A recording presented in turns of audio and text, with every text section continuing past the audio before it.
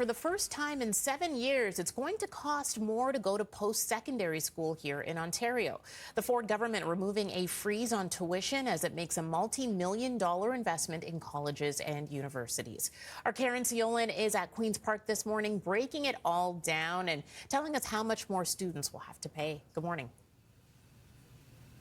Good morning, Tammy. Well, the province is revamping funding for Ontario's colleges and universities. And to discuss those changes now, I'm joined by the minister responsible, Nolan Quinn. A pleasure to meet you here this morning. Thanks so much for making the time. Thanks for having me on this morning.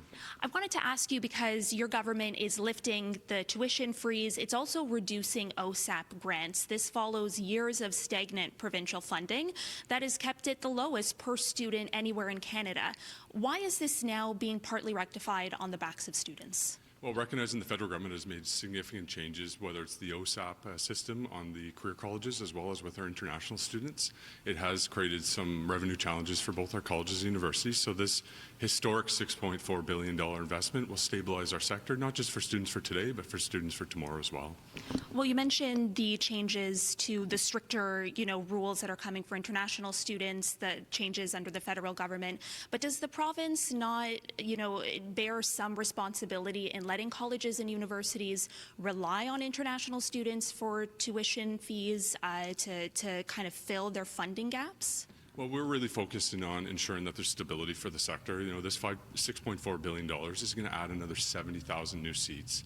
And these are in high demand areas like STEM, skilled trades, teaching and nursing as well. In Budget 2025, we invested $750 million for another 20,000 funded STEM seats. So we're continually investing into the system. And the operating funding is going from $5.4 billion this year to $7 billion, which is a 30% increase. But year over year since 2018, we've consistently increased the funding for post-secondary. Yeah, and I certainly don't want to take away from that, because many students, of course, would be pleased to hear that there's more funding coming for post-secondary schools.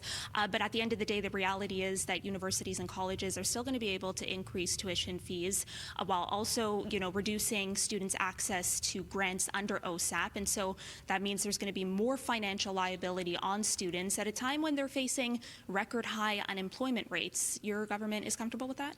Well, it's a modest 2% increase, and it amounts to about 17 cents per day for the college student and about 47 cents a day for the average university student.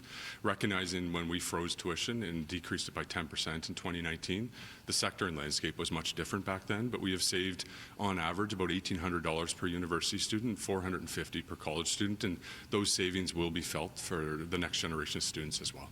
When it comes to the changes to OSAP, why not make the changes incrementally, like with the tuition bumps, as opposed to immediately implementing a near reversal of the current system? Well, recognizing we had a significant pressure on our OSAP system, it was about $2.3 billion.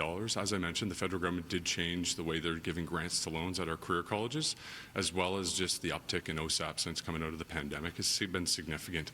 But this is going to bring us more in line with the rest of the provinces of Canada, as well as the federal government also. You mentioned yesterday that despite the funding increase, universities and colleges will still be expected to find efficiencies. This is, of course, coming, as you mentioned, at a time of increased financial strain for them, but they've already been forced to cut hundreds of programs, thousands of staff, 8,000 in the college system alone, even close, campuses. Where else do you see them making cuts? Well, there's efficiencies to be had on the back end of the administration as well. And, some of the schools are collaborating already, and they have been for years. And there's more opportunities to find efficiencies, whether it's in IT or administration as well. So we recognize that the schools are at the table with us with this, and having the schools part of the conversation is an important part to ensure that we have sustainability for decades to come. Okay, Minister, I have to leave it there. I'm out of time. Really appreciate your time this morning for the conversation. Thank you so much. Thank you.